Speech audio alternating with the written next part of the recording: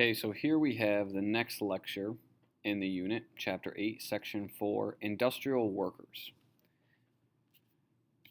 Do you know what a strike is? A strike is when workers stop working to force an employer to meet demands. Why do workers go on strike? Do you have any idea? They go on strike because they're looking for higher wages, they're looking for better working conditions, and they're looking for safer workplaces. And for job security. People go on strike because they want to feel safe in their job, that they're not going to get fired for any reason, like they did at this time. What was working life like back in this period? Factories and mines were noisy. They were very unhealthy and unsafe. Hot steel would spill on workers. Coal miners died from cave-ins and from dust and gas in the mines, like we talked about in the other lecture, when they would send in the canaries. Textile workers' lungs were damaged by airborne lint. So what I'd like you to do now is reach into your pocket. That stuff you're pulling out is lint. Imagine inhaling that. Not so good. Child labor was also very common in every industry. Children were smaller, they'd fit into different places, they were cheaper, you didn't have to pay them as much because they didn't really have a say or a voice.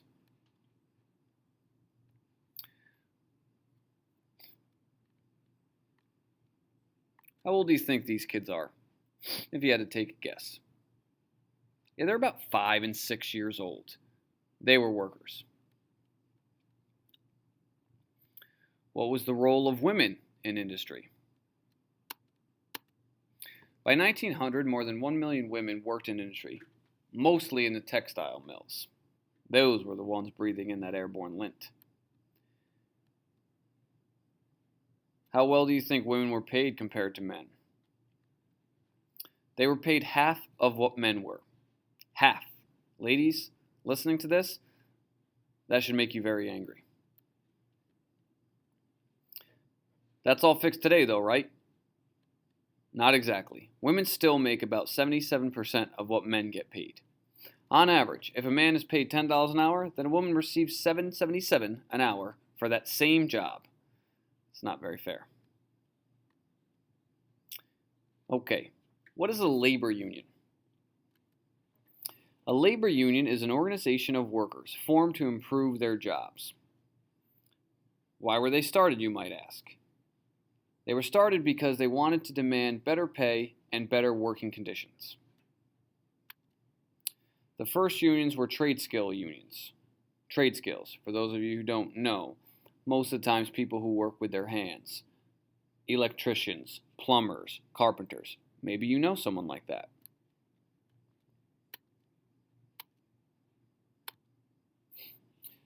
This is a picture of my buddy the plumber. I found this, I don't really remember when, but I thought it was pretty funny, so I put it in here.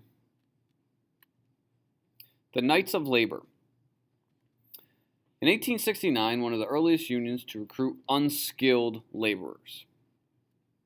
They recruited women, African Americans, and immigrants. This is a demonstration of the women in the Knights of Labor.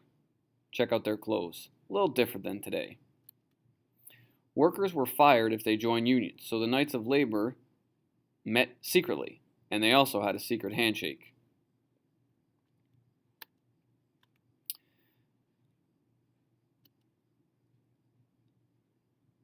In 1886, they had 700,000 members.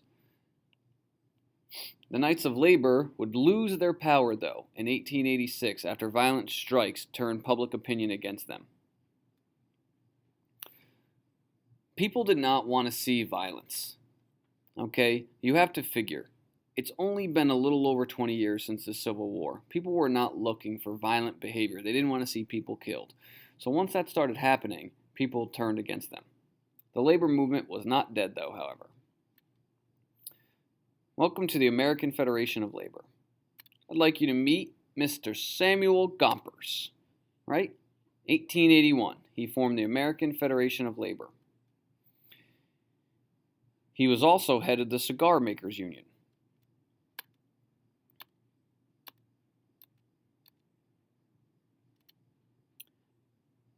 The American Federation of Labor wanted shorter hours and higher pay, so they got involved in collective bargaining. Collective bargaining is when the union meets with owners to bargain for all the workers. So what happens is the union sets up a committee, and the committee goes in to talk to the owners. That committee speaks for all of the workers. In 1904, they had 1.6 million representatives in the American Federation of Labor. Women in labor unions. Meet Mother Jones, Mary Harris Jones, right? She worked for over 50 years for the rights of women workers. Many labor unions did not accept women, so women had to form their own unions. The ladies' garment workers. Triangle Shirtwaist Fire.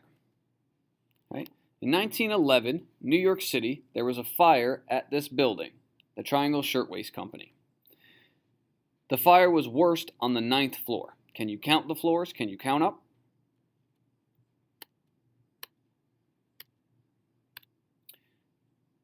The Triangle Shirtwaist Fire killed almost 150 young ladies.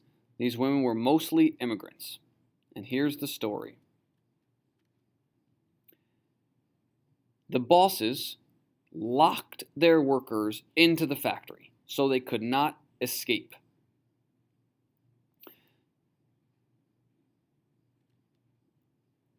When the fire started, the women could not escape the floors, so many of them jumped to their deaths to escape burning alive.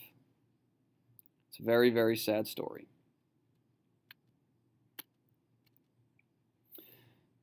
The International Ladies Garment Workers Union, that's a mouthful, the ILGWU, began to push for safer working conditions after the Triangle Shirtwaist Fire.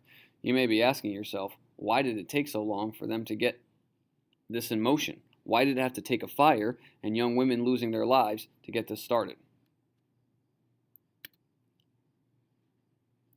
How does an economic depression affect workers? When businesses start to lose money, one of the first things that happens is workers get laid off, which basically means you're fired. Okay? Wages are reduced. When this happened, there was a financial panic in 1873. It happened both in the 70s and in the 90s.